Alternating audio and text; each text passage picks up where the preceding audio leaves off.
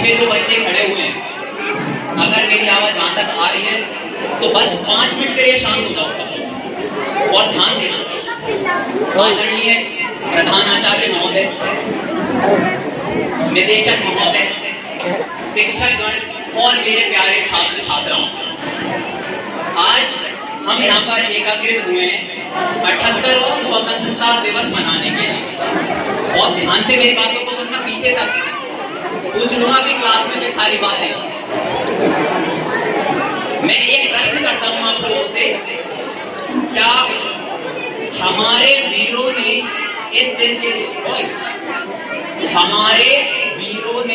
इस दिन के लिए हमें स्वतंत्रता दिलाई थी क्या? हाँ या ना? क्या हम हमारे कर्तव्यों का निर्वहन कर रहे हैं क्या? मुझे बिल्कुल ऐसा नहीं लगता है। मुझे ध्यान से सुनना, मुझे बिल्कुल ऐसा नहीं लगता है। मैं आपसे एक और बात पूछता हूँ, थोड़ी सी दिक्कत आती है हमारे जीवन में, थोड़ी सी विपरीत परिस्थिति आती है हमारे जीवन में, सबसे पहला कार्य जो हम करते हैं वो है कर्म से विमुख हो जाना। इसका मतलब क्या है? हम थोड़े से बीमार हुए, पढ़ाई छोड़ देते हैं, थोड़ी सी घर में कोई टेंशन हुई, काम छोड़ देते हैं। लेकिन आज मैं आपके सामने कुछ पंक्तियां रखने जा रहा हूं जिनमें ये बताया गया है कि परिस्थिति कैसी भी हो, सुन लेना ध्यान से, कि परिस्थिति कैसी भी हो हमें हमारे कर्म को करते रहना चाहिए।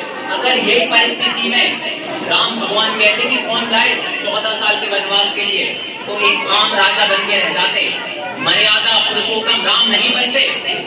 और एक बात और सुनो ध्यान से, रामधारी सिंह दिनकर जी की, रश्मि रति की कुछ पंक्तियां हैं, बस मैं विनम्र निवेदन है सब लोगों से, आप सब लोगों से है ना कि आप छोटे हैं, आप समझ नहीं पाएंगे, लेकिन मैं पूरा प्रयास करूंगा तुम लोगों को समझाने के लिए। पीछे वालों, 9th और 10th क्लास वालों, ध्यान से सुन लेना बातों को, कि रामधारी सिंह दिनकर जी ने अपनी रश्मि रति में कुछ पंक्तियां लिखी हैं, और वो पंक्तियां अगर एक पंक्ति भी हम अपने जीवन में इंप्लीमेंट कर देंगे तो हमारा जीवन बेहतर हो जाएगा। बस 2 मिनट के लिए ध्यान देना, बस 2 मिनट के लिए। कहा है कि वसुधा का नेता कौन हुआ? वसुधा मतलब अखंड ब्रह्मांड। कि वसुधा का नेता कौन हुआ? भूखंड विजेता कौन हुआ? अतुलित यश क्रेता कौन हुआ? अगली पंक्ति पे ध्यान देना, कि जिसने न कभी आराम किया, विघ्नों में रहकर नाम किया। देखो, राम भगवान अगर राजपाट के लिए रहते तो कभी राम भगवान नहीं बन पाते। कि जिसने न कभी आराम किया, विघ्नों में रहकर काम किया। जब विघ्न सामने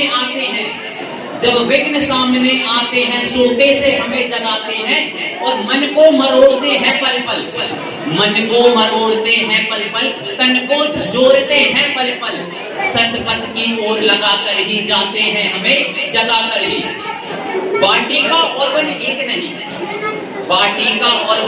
नहीं, आराम और रण एक नहीं। वर्षा अंधड़ आतप अखंड,